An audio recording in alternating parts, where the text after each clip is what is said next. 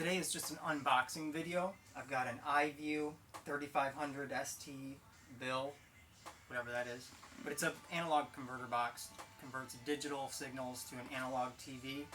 Nowadays they can also be used to pick up digital signals through cable networks or even antenna systems. You can still use them for antenna boxes if there's a problem with your TV, or if you're still using an older analog TV like this one. They don't necessarily need to be thrown away. They can still be used. Their picture quality just isn't quite as good. So with this converter box, I can pick up channels, and I'm going to use this really old antenna, which you can see is not an HD antenna, but it is going to get a lot of channels. You might be surprised how many it's going to get. But let's see what's in the box. So again, this is a digital converter box from iview. Happens to be a really good digital converter box. It doesn't have a great remote. It has a lot of functions, but the remote can be hard to use. You know, the buttons are small. So let's see what it looks like. This is the remote in question.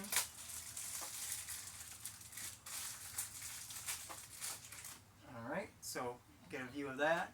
Now it has some issues. So it's got a channel up and down and a volume up and down, and it's also got a volume here which is for the converter box, and then it's got buttons here that really look like they should be channel buttons, but they're not. So that gets confusing. You have to use this dial pad instead of these. Other than that, the remote works fine. Let's see what we got here.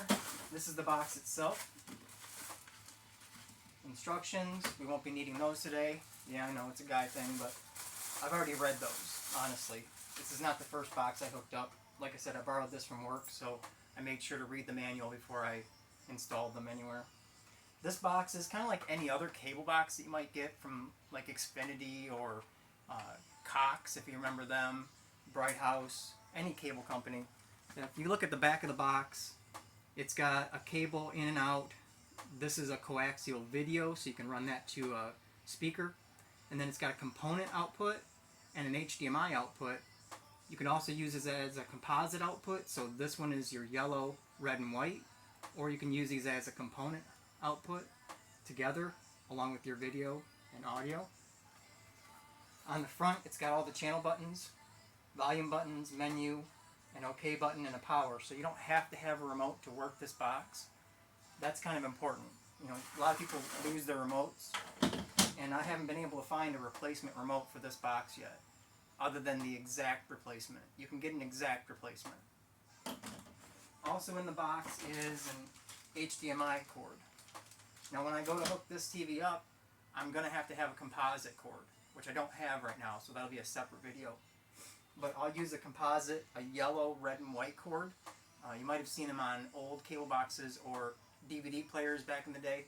So that's what I'm going to use to hook up to this. I've got an input on the front that I'll probably use, but there's more than one on the back. I could also use a high definition cord, which I might do both, just to show you the difference in the picture, which is a component cord. It has 5 different leads. That's it for this video. There's really nothing else in the box. It just comes with the power cord attached, the HDMI for the video, and this. So the next video is going to be me hooking up the box and channel scanning, so you can see how it works. Can't wait to see you.